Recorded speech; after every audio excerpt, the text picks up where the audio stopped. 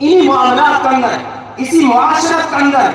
آپس میں تنازع پیدا ہوتا ہے، جھگڑے بن جاتے ہیں، میاں بیوی کا جھگڑا ہے، بھائی بھائی کا جھگڑا ہے، وراثت کا مسئلہ ہے، طلاق کا مسئلہ ہے، نکاح کا مسئلہ ہے۔ ان مسائل کو لے کر امت بے حد پریشان ہے،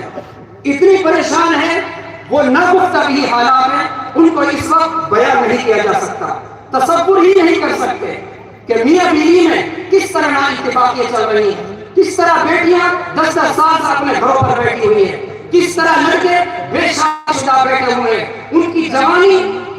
نکل رہی ہے، اور جوان بیٹیاں ان کی جوانی نکل کر بڑھاپے کی طرف آ رہی ہے، لیکن شادی کا نام و نشان نہیں ہے۔ دوستو بزرگوں، امارت شریعہ کے بہت سارے شعبے ہیں، بیت المال ہے، نہی عن المنکر ہے،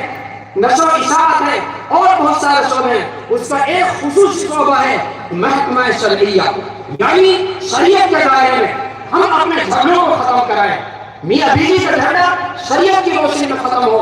آپس کی وراثت کا مسئلہ شریعت کی روشنی میں حل ہو، نکاح کا مسئلہ شریعت کی روشنی میں حل ہو، شادی کا مسئلہ شریعت کی روشنی میں مسئلہ حل کرائیں۔ دوستو بزرگوں، شریعت اسلام مکمل ہے، اس کا ہر شعبہ اور اس کا ہر جز دلائل سے اور قواعد و قوانین سے آراستہ اور پیراستہ ہے، صرف ضرورت اس بات کی ہے کہ ہم اس طرف آئیں۔ دوستو بزرگوں، اس کی اہمیت کا، اس کی عظمت کا پتہ اس وقت چلے گا جب آپ اپنے معاملات شریعت کی عدالت میں لے کر آئیں گے۔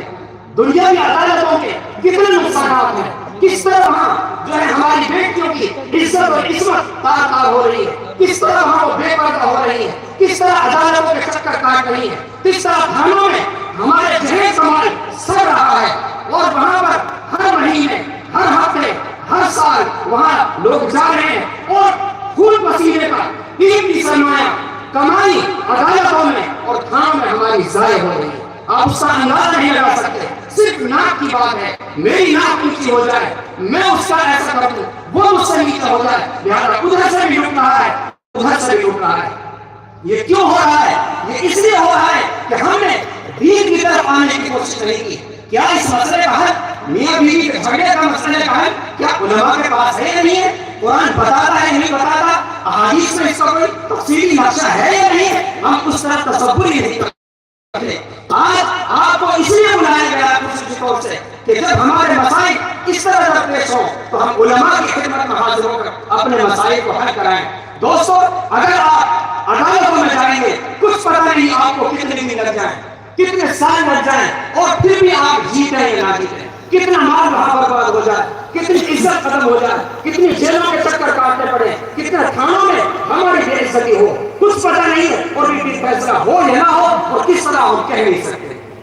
دوستو بزرگوں، شریعت کی عدالت میں، شریعت کی روشنی میں حکومت نے جن قوانین میں مسلمانوں کو آپس میں صلح کرنے کی، آپس میں معاملات کو نمٹانے کی اجازت دی ہے، بھائی چارے سے، کیا کہتے ہیں مصلحت سے، اور کیا کہتے ہیں مصالحت سے ہم اپنے مسائل کو حل کر سکتے ہیں، وہاں ہمیں اپنے مسائل شریعت کی روشنی میں حل کرنا چاہیے۔ نمبر ایک، سب سے پہلے تو یہ فائدہ ہوگا آپ کا پیسہ ضائع نہیں ہوگا۔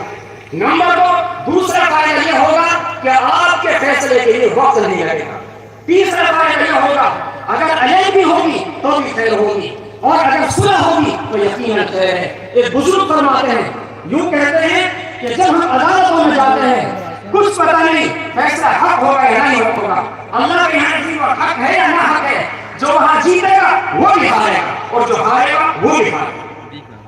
جیتنے والا بھی ہارے گا اور ہارنے والا بھی جیتے گا۔ خدا نہ خاصہ اگر زمین میری نہیں تھی، حق میری طرف نہیں تھا، میں عدالت میں جیتا، لیکن اللہ کے یہاں میں ہار گیا،